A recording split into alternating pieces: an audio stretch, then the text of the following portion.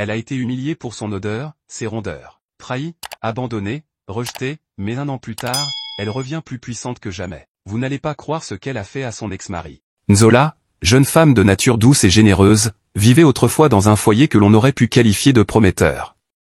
Issue d'un modeste quartier de Kinshasa, elle avait grandi bercée par les valeurs de respect et de solidarité propres à sa culture. Son mariage avec Mabele, un homme charismatique aux ambitions démesurées, avait suscité l'espoir d'un avenir radieux. Au début, tout semblait parfait, les sourires échangés, les doux mots murmurés le soir, la promesse d'un amour éternel. Pourtant, très vite, le vernis de l'harmonie se fissura. Mabele, qui au départ paraissait être un époux attentionné et travailleur, se transforma peu à peu en un homme dur et critique. Chaque remarque, aussi insignifiante fût-elle, devenait une arme destinée à entamer peu à peu l'estime de soi de Nzola. Dès les premiers mois, ce furent de subtiles insinuations sur son apparence, des questions sur ses choix vestimentaires, et surtout une obsession inexplicable pour son odeur. Chaque matin, Nzola se regardait dans le miroir avec une confiance vacillante, espérant que la routine de la toilette, la douche répétée et l'application méticuleuse de parfums suffiraient à masquer ce que Mabele dénonçait sans cesse. « Nzola, tu as une odeur. » répétait-il, et ces mots, coupant comme des lames, résonnaient comme autant de jugements irrévocables. Dans l'intimité de leur maison, la tension montait, et la chaleur des premières années se transformait en un froid glacial. Un soir, alors que Nzola se préparait devant le miroir, Mabele la trouva encore une fois à se laver en murmurant, vaincue par la crainte du reproche à venir. Dans le salon, entourée de ses amis, Mabele saisit l'occasion pour la ridiculiser publiquement. D'un ton moqueur, il chuchota à l'oreille de ses convives, « Imaginez-vous devoir vivre avec quelqu'un qui dégage une odeur si insupportable ?» Les rires fusèrent, et Nzola, le cœur meurtri, sentit son univers s'effondrer. L'instant devint le prélude d'un cauchemar quotidien où l'humiliation publique se mêlait à une souffrance silencieuse. Pendant ces premiers temps, Nzola s'accrochait encore à l'espoir d'un renouveau, pensant que peut-être, avec le temps, Mabele changerait. Mais les remarques ne faisaient qu'empirer, et chaque humiliation la plongeait dans un abîme de doute et de désespoir. La vie, autrefois empreinte de douceur, se muait en une succession de blessures qui laissaient peu à peu des traces indélébiles dans son âme. Mais au milieu de cette lente dégradation du mariage, une autre trahison se tramait dans l'ombre, bien plus insidieuse que toutes les critiques et humiliations proférées à l'encontre de Nzola. Mabele, en plus de ses paroles dégradantes, était devenu infidèle. Il entretenait une liaison avec une de ses collègues de bureau, une certaine Mukuna. Une femme au charme froid, au regard calculateur, connue dans l'entreprise pour ses manières prétentieuses et son obsession de l'ascension sociale. Mukuna n'était pas attiré par Mabele en tant qu'homme, mais plutôt par l'image qu'il projetait, celle d'un homme influent, appelé à grimper les échelons, qui semblait bien connecté dans les sphères politiques et économiques. Pour elle, se rapprocher de lui était une stratégie, un raccourci vers ses propres ambitions. Et Mabele, flatté par les attentions d'une femme aussi tactique que Mukuna, se laissa entraîner dans cette relation vénéneuse. Tout avait commencé lors d'un séminaire organisé dans un grand hôtel du centre-ville.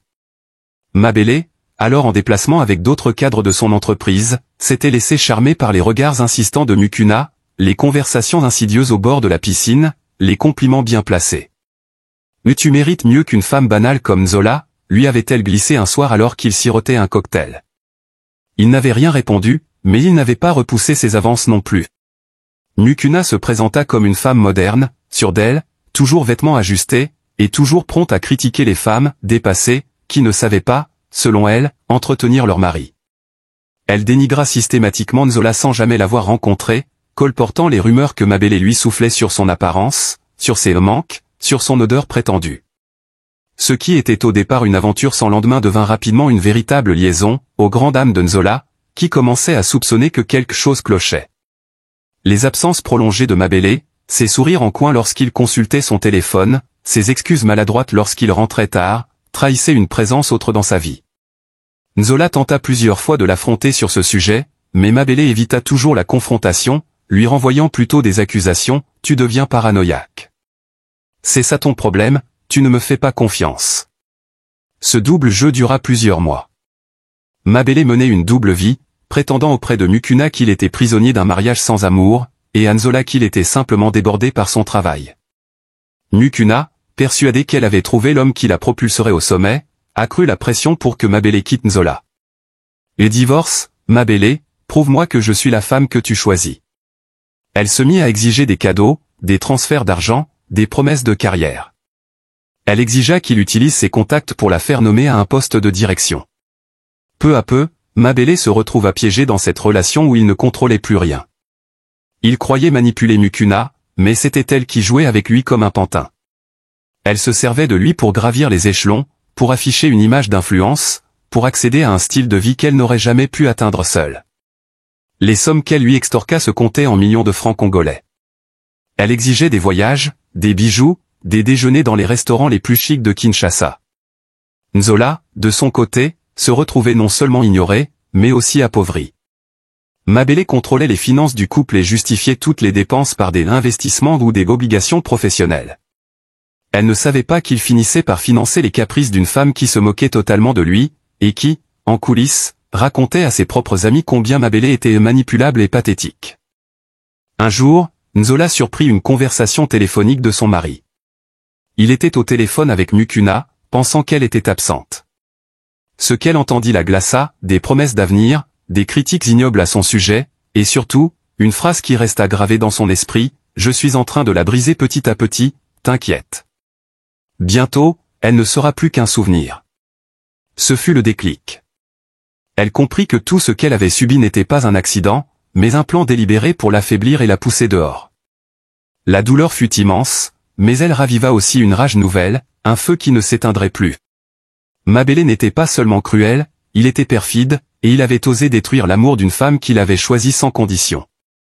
Nzola réalisa que l'infidélité était moins une trahison sentimentale qu'une entreprise de déshumanisation, préméditée, cynique, orchestrée avec la complicité d'une arriviste sans scrupules. La situation devint insupportable. Un dîner organisé dans un restaurant huppé se révéla être le point de rupture définitif. Nzola, espérant secrètement que sa tenue soignée et ses efforts minutieux seraient enfin reconnus, se présenta dans sa plus belle robe traditionnelle aux couleurs vives, soigneusement assortie à son maquillage délicat. Mais dès qu'elle franchit la porte du restaurant, Mabélé ne manqua pas de lancer une remarque acerbe à son sujet, murmurant à peine assez fort pour que les convives l'entendent. Les éclats de rire se mêlèrent aux regards désapprobateurs, et bientôt, l'aveu cruel de Mabélé résonna dans la salle, « Nzola, il faut que tu saches, tu dégages une odeur qui ne change jamais, malgré tous tes efforts. » À ces mots, l'humiliation fut totale. Chaque client, chaque ami présent se transforma en spectateur impuissant de la descente aux enfers de Nzola. Incapable de supporter ce moment de honte, elle quitta le restaurant en courant, laissant derrière elle une traînée de larmes et de regards condamnateurs. Ce fut le début d'une longue période de désolation. Nzola quitta le domicile conjugal, rassemblant quelques effets personnels dans une valise usée, symbole de son courage malmené. Elle erra dans les rues de la ville, se réfugiant tantôt sous un porche, tantôt dans une gare, cherchant désespérément un semblant de dignité dans un monde qui la rejetait. Les regards méprisants des passants, les remarques acerbes dans les établissements, tout semblait confirmer ce qu'elle redoutait le plus, être réduite à l'état d'ombre, d'une femme sans valeur. La solitude la rongeait, et les nuits, longues et froides, étaient peuplées de cauchemars où la voix de Mabélé se faisait écho, répétant sans cesse les mêmes insultes. Même ses rares appels à une amie, Mado, se soldaient par des réponses hésitantes, parfois teintées de jugement, comme si le destin de Nzola était scellé par sa propre incapacité à se défendre. Peu à peu, chaque jour s'écoulait dans une mélancolie étouffante, et la douleur devint son unique compagne. Dans ce quotidien de déchéance, Nzola se retrouvait face à un miroir qu'elle évitait désormais de regarder, craignant d'y découvrir le reflet d'une femme brisée, victime d'un mariage abusif et d'une société qui ne lui laissait aucun espoir. Mais au fond d'elle, une étincelle persistait, une lueur qui ne demandait qu'à renaître, malgré l'obscurité ambiante. Alors que Nzola semblait avoir atteint le point le plus bas, le destin prit un tournant inattendu. Une nuit, alors qu'elle errait sans but dans une ruelle sombre, elle fut attirée par une lumière vive qui perçait l'obscurité. En s'éveillant, elle se retrouva dans une vaste pièce aux allures de palais. Les murs, richement décorés et les sols ornés de tapis traditionnels, lui indiquaient qu'elle n'était plus dans le monde qu'elle connaissait. Assise dans un fauteuil de style ancien, un vieil homme au regard empreint de tristesse et de bienveillance l'observa longuement. « Nzola, je t'ai enfin retrouvé » murmura-t-il d'une voix douce. Interloqué, Nzola plissa les yeux, « Qui êtes-vous » Le vieil homme se présenta alors, « Je suis Kabongo, ton père. » Ces mots, durs à entendre pour une femme qui avait toujours cru à l'abandon, firent vaciller Nzola. Elle avait grandi en pensant que son père était mort ou s'était détourné, et voilà qu'un homme distingué, vêtu d'un costume raffiné, se tenait devant elle pour lui révéler ses origines. Kabongo expliqua que, des années auparavant, lui et la mère de Nzola avaient été un couple uni par un amour profond, mais que les pressions familiales et les conventions sociales l'avaient forcé à renoncer à sa fille. Ce n'est que récemment, après de longues recherches, qu'il avait appris son existence. Sa voix, trempée de remords, confiait qu'il avait engagé des détectives pour la retrouver et que, dès l'instant où il avait su qu'elle errait dans la rue, il avait su qu'elle était sa fille. Au fil des jours qui suivirent, Nzola passa plusieurs moments intenses dans la demeure de son père. Kabongo, homme influent et propriétaire d'un empire dans le secteur de l'industrie et de la finance, lui révéla l'ampleur de son héritage. Il lui présenta un document officiel attestant qu'elle était désormais l'héritière de tout son patrimoine. Ce fut un choc monumental pour Nzola, la femme qui avait vécu dans la misère, rejetée et humiliée, se voyait offrir une seconde chance, un renouveau impossible à imaginer quelques semaines auparavant. Face à cette révélation, Nzola se retrouva devant un dilemme intérieur, accepter cette nouvelle vie, porter le poids d'un empire et renverser le cours de son destin, ou se laisser submerger par la douleur du passé. Dans le silence feutré de la somptueuse demeure, Kabongo, avec une sincérité palpable, lui dit « Ma fille, ce que tu as enduré ne doit pas être vain. Tu as en toi une force insoupçonnée. Accepte cet héritage et montre au monde que tu es bien plus qu'une victime. » Les jours suivants furent consacrés à la réflexion, aux longues discussions avec son père et à la découverte d'un univers nouveau, rempli de responsabilités et d'opportunités. Nzola comprit qu'elle pouvait, à présent, transformer sa souffrance en une force motrice pour sa renaissance. L'idée de prendre en main cet empire lui offrait non seulement la possibilité de se réapproprier sa vie, mais aussi de se venger de ceux qui l'avaient méprisé, en particulier Mabélé, dont les blessures étaient encore vives dans son cœur meurtri. La transformation de Nzola fut à la fois intérieure et extérieure. Dans cette phase cruciale, l'histoire prend une tournure particulièrement émouvante, car Nzola décide de s'aimer et de mettre en valeur ce qui faisait d'elle une femme unique, sa silhouette généreuse et ronde. Contrairement aux standards imposés par une société qui valorise souvent la minceur, Nzola, avec une fierté retrouvée, embrassa pleinement sa corpulence. Elle entreprit de suivre des formations intensives pour s'imprégner du monde des affaires, mais également pour développer une confiance en elle nouvelle. Chaque matin, devant son miroir, elle se regardait avec amour et tendresse, célébrant ses formes arrondies qui, désormais, incarnaient la beauté, la force et la sagesse de ses origines congolaises. Elle s'habilla de robes traditionnelles aux motifs vibrants qui mettaient en relief sa silhouette, choisissant des coupes qui soulignaient ses courbes avec élégance. Les accessoires, colorés et symboliques, devinrent autant d'affirmations de sa personnalité. Loin de vouloir se conformer à des standards de beauté occidentaux, Nzola organisa même un défilé de mode dans le cadre de la fondation qu'elle envisageait de créer, où elle invita des femmes de toute taille à célébrer leur corps. Son message était clair, notre beauté réside dans notre authenticité, et mes formes sont le reflet de mon parcours, de mes combats et de mon identité. À travers des discours inspirants, elle partagea son histoire, expliquant que l'acceptation de soi est la première étape vers la transformation. Les médias, d'abord surpris, finirent par encenser cette nouvelle vision de la beauté, où la rondeur devenait synonyme de pouvoir et de résilience. Cette métamorphose personnelle ne se limitait pas à un changement esthétique, elle fut le socle sur lequel Nzola bâtit sa confiance et sa détermination. Chaque sourire, chaque regard fier dans les miroirs du grand hall de la maison Kabongo, témoignait de la force intérieure qu'elle avait retrouvée. La silhouette ronde, désormais assumée, était devenue une arme redoutable contre ceux qui avaient tenté de la rabaisser. Et c'est ainsi que Nzola, tout en gardant la douceur de ses formes, se présenta au monde comme une femme à la fois puissante, authentique et magnifiquement entière. Le destin offrait à Nzola l'opportunité de renverser les rôles lors d'un gala d'affaires prestigieux. Cet événement, symbole du pouvoir et de l'influence dans le milieu économique, devait marquer le début de sa reconquête. Alors que Mabélé, toujours portée par sa vanité déclinante, se préparait à y assister, Nzola fit une entrée triomphale. Vêtue d'une robe rouge traditionnelle, dont la coupe soulignait avec élégance sa silhouette généreuse, elle captiva l'attention de tous les invités. Lors de son discours, Nzola aborda d'abord les thèmes de la résilience et de la vérité, évoquant subtilement les manipulations et les humiliations dont elle avait été victime. Elle laissa entendre, par des sous-entendus précis, que la réussite ne se mesurait pas uniquement aux apparences, mais à la force de caractère. Puis, dans un moment de tension dramatique, elle révéla au grand jour les agissements de Mabélé. Les murmures parcoururent la salle, et les regards se tournèrent vers lui. Mabélé, pris au dépourvu, sentit son univers vaciller. Sa posture, jadis assurée, se fit vacillante tandis que les convives exprimaient leur stupeur. Nzola, imperturbable, poursuivit son discours en affirmant haut et fort qu'une femme ne devait jamais être rabaissée ou dénigrée, surtout pas par quelqu'un qui se prétendait digne d'un mariage. Son ton, ferme et empreint de sagesse, résonna comme une sentence. Cette confrontation publique fut le coup de grâce pour Mabélé, dont la crédibilité s'effondra sous le poids de ses propres mensonges. Au fil des semaines, Nzola s'attela avec rigueur à la restructuration de l'empire familial. Dans cet univers impitoyable, elle sut s'entourer de conseillers avisés et de partenaires stratégiques. Parmi eux figurait Gloria, une femme d'affaires influente, au charisme puissant et à la détermination redoutable. Figure incontournable du monde économique congolais, Gloria n'était autre que l'épouse de Mabele. Ironie du sort, après avoir été larguée par Nakuna, Mabele avait eu la chance de rencontrer une femme remarquable, qui l'avait aidé à se reconstruire. Mais, au fil des années,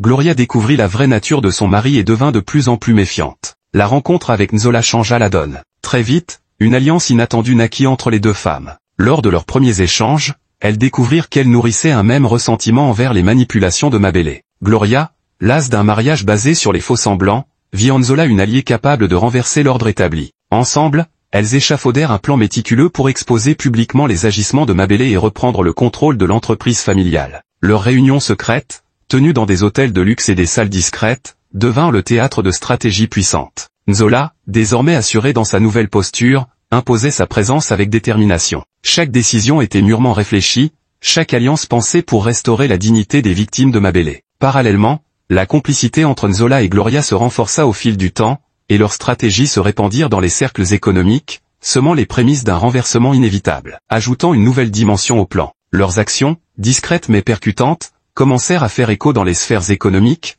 annonçant les prémices d'un renversement inévitable. Les manœuvres de Nzola et de ses alliés portèrent rapidement leurs fruits. Mabele, jadis maître de son univers, se retrouva confronté à une série d'événements désastreux. Lors d'un grand gala annuel, alors qu'il tentait en vain de regagner sa stature en se présentant comme un homme repenti, la vérité éclata au grand jour. Les révélations de Nzola lors de son discours furent diffusées en direct, et les médias ne tardèrent pas à en parler. Les investisseurs, autrefois séduits par les promesses de Mabele, se détournèrent de lui, refusant désormais d'associer leur nom à celui d'un manipulateur sans scrupules. La crédibilité de Mabele fut irrémédiablement entachée, et sa chute fut fulgurante. Face à cette débâcle, Mabele tenta en vain de se réhabiliter. Il multiplia les démarches pour obtenir une seconde chance auprès de Gloria, mais celle-ci, désormais forte de son alliance avec Nzola, ne voulait rien entendre. Chaque tentative de réconciliation se solda par un refus catégorique, et l'homme se retrouva progressivement isolé, privé de ses privilèges, et condamné à errer dans l'ombre de sa propre déchéance. Les conséquences furent dramatiques.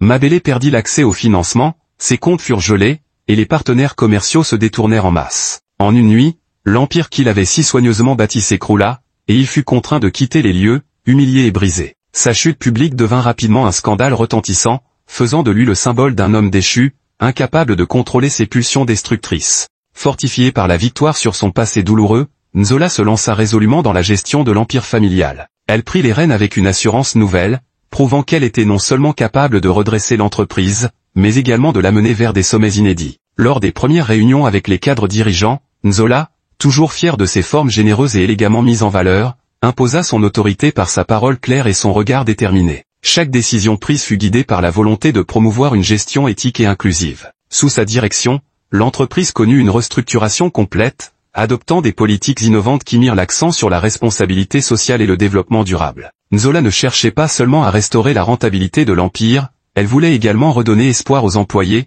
souvent oubliés, et montrer qu'un leadership basé sur le respect et l'authenticité pouvait transformer une organisation. Les médias, qui avaient jadis relayé les humiliations passées, commencèrent à encenser Nzola comme la nouvelle icône du monde des affaires. Des interviews, des reportages et des tribunes d'opinion saluèrent son parcours exemplaire, mettant en lumière la manière dont elle avait su transformer la douleur en force et la souffrance en succès. Son image, toujours accompagnée de sa silhouette arrondie qu'elle arborait avec fierté, devint le symbole d'une beauté authentique et d'une puissance féminine incontestable. Parallèlement à sa réussite professionnelle, Nzola découvrit peu à peu que le renouveau passait aussi par l'ouverture à l'amour véritable. C'est ainsi qu'elle rencontra Kabila, un homme d'une grande sensibilité, dont la sincérité et l'intelligence touchèrent profondément son cœur. Kabila n'était pas un magnate des affaires, ni un homme assoiffé de pouvoir. Il était tout simplement lui-même, avec une humilité désarmante et une capacité rare à voir la beauté de l'âme. Leur rencontre fut marquée par des échanges profonds et des moments de complicité inattendus. Lors d'un dîner intimiste, Kabila prit la main de Nzola et lui confia « Je t'aime pour ce que tu es, pour ta force, pour la lumière que tu dégages, et surtout pour cette confiance en toi qui fait de toi une femme unique. » Ces mots résonnèrent en elle comme une promesse de renouveau, une invitation à laisser derrière elle les ombres du passé et à embrasser pleinement l'avenir. Au fil des semaines, leur relation s'épanouit, apportant à Nzola un équilibre nouveau. Kabila ne se contentait pas de l'aimer telle qu'elle était, il admirait aussi sa détermination et sa capacité à inspirer d'autres femmes à s'affirmer. Ensemble, ils vécurent des moments de tendresse, de partage et d'espoir, redéfinissant ainsi ce qu'était l'amour véritable, loin des manipulations et des mensonges qui avaient jadis marqué son existence. Le parcours de Nzola l'amena également à une profonde remise en question de sa propre histoire. Elle comprit qu'en fin de compte, le véritable pouvoir ne résidait pas dans la vengeance ou la destruction de ceux qui l'avaient blessé, mais dans la capacité de se pardonner à soi-même et de transformer sa douleur en une force altruiste. Animée par ce désir de redonner de l'espoir, Nzola décida de créer une fondation dédiée à l'aide des femmes opprimées, leur offrant des ressources, des formations et des refuges pour se reconstruire. Cette initiative, portée par sa propre expérience, devint rapidement un mouvement social. À travers la fondation, Nzola organisa des séminaires, des ateliers et des rencontres, encourageant chacune à reconnaître sa propre valeur et à lutter contre les injustices. Elle prônait l'idée que la résilience était le plus grand atout, et que chaque femme, quelle que soit sa morphologie, pouvait s'épanouir et trouver sa place dans la société. Dans une série de conférences émouvantes, Nzola expliqua comment son parcours avait été transformé par l'acceptation de son corps. Mes formes, dites-vous, ne sont qu'un symbole de la vie que j'ai menée, de chaque combat que j'ai mené, de chaque larme versée et de chaque sourire retrouvé. Je choisis d'aimer chaque courbe, car elle témoigne de ma force et de ma résilience. Son discours, sincère et vibrant, toucha un public nombreux et diversifié, devenant une source d'inspiration pour celles qui luttaient contre les dictats de la beauté imposée. Ainsi, Nzola ne se contenta pas de reprendre le contrôle de son existence professionnelle, elle transforma aussi son identité personnelle. Sa renaissance, symbolisée par l'acceptation de son physique, fut l'étincelle qui permit à d'innombrables femmes de se libérer des carcans imposés par une société superficielle. Par ce geste, Nzola affirmait haut et fort que le véritable épanouissement ne reposait pas sur l'apparence extérieure, mais sur l'authenticité et la faux. Par ce geste, Nzola affirmait haut et fort que le véritable épanouissement ne reposait pas sur l'apparence extérieure, mais sur l'authenticité et la force intérieure. Les conséquences des agissements de Mabélé furent irréversibles. Abandonné par ses associés, rejeté par les investisseurs et déshonoré publiquement, il se retrouva seul, errant dans les vestiges de sa gloire passée. Privé de ses privilèges et de son statut, Mabélé dut faire face à la dure réalité de sa chute. Isolé et humilié, il ne parvint jamais à se relever et finit par retourner dans son village natal, un endroit qu'il avait jadis quitté dans l'orgueil, pour se confronter à la misère et à la solitude. Au fil des années, le souvenir de Mabélé se mua en une légende tragique, un avertissement pour ceux qui oseraient manipuler et rabaisser autrui. La société, désormais éveillée par les événements, ne lui accorda plus la moindre place dans le monde des affaires ni dans le cœur des gens. Son nom devint synonyme d'échec et de déchéance, et il vécut ses derniers jours dans l'obscurité d'un passé révolu. À l'opposé, Nzola, grâce à son courage et à sa détermination, avait su transformer son destin en une véritable success story. De la misère et de l'humiliation, elle était parvenue à renaître, à la fois dans le monde des affaires et dans sa vie personnelle. Sous sa direction, l'empire familial connut une expansion fulgurante, apportant avec lui des opportunités d'emploi et une dynamique nouvelle qui insufflait espoir et dignité dans la communauté. Nzola, désormais reconnue comme une femme puissante et inspirante, fut invitée à de nombreux événements et conférences, où elle partageait son parcours avec passion et sincérité. Son image, celle d'une femme aux formes généreuses qu'elle portait avec élégance, devint le symbole d'une beauté authentique et d'un leadership affirmé. Chaque regard admiratif, chaque sourire échangé, témoignait de la transformation qu'elle avait opérée en elle-même et dans le monde qui l'entourait. La vie de Nzola, marquée par la douleur, la lutte, mais aussi par la renaissance, offrit une leçon précieuse à toute une génération. Elle prouva que la véritable revanche ne réside pas dans la destruction de ceux qui nous ont blessés, mais dans la capacité à se réinventer, à se pardonner et à offrir aux autres la chance de se relever. En transformant son propre destin,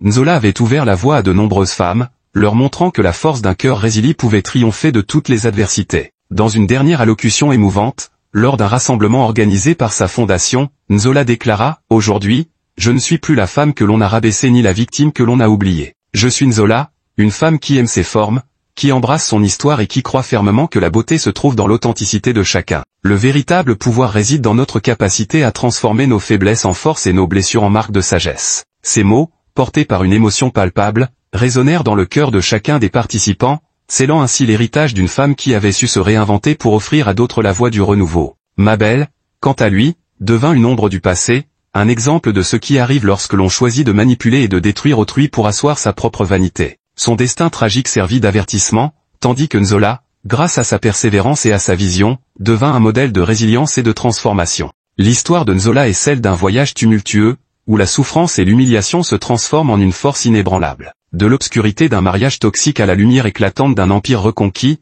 elle a su, en acceptant pleinement sa singularité et en célébrant son corps avec fierté, se réinventer et redéfinir la notion de beauté. Son parcours, marqué par des épreuves difficiles et des victoires éclatantes, incarne l'essence même de la résilience humaine. Au final, L'héritage de Nzola dépasse largement le domaine des affaires. Il s'inscrit dans une transformation profonde, celle d'une femme qui, en se relevant de ses propres cendres, offre aux autres l'espoir d'un renouveau. Sa fondation, ses discours, et surtout son amour pour elle-même, deviennent le socle sur lequel se bâtit un avenir meilleur pour toutes celles qui ont été, comme elle, victimes de l'indifférence et du mépris. Aujourd'hui, Nzola continue d'écrire son histoire avec la conviction que chaque épreuve surmontée est une victoire sur le destin. Entourée de ceux qui l'aiment sincèrement, elle marche vers l'avenir avec détermination, incarnant l'image d'une femme forte, inspirante et résolument fière de qui elle est. Son histoire, riche en émotions et en enseignements, demeure un témoignage vibrant de la puissance de l'amour, de la résilience et du pardon. Si cette histoire vous a touché, n'oubliez pas de liker, de laisser un commentaire et de partager autour de vous.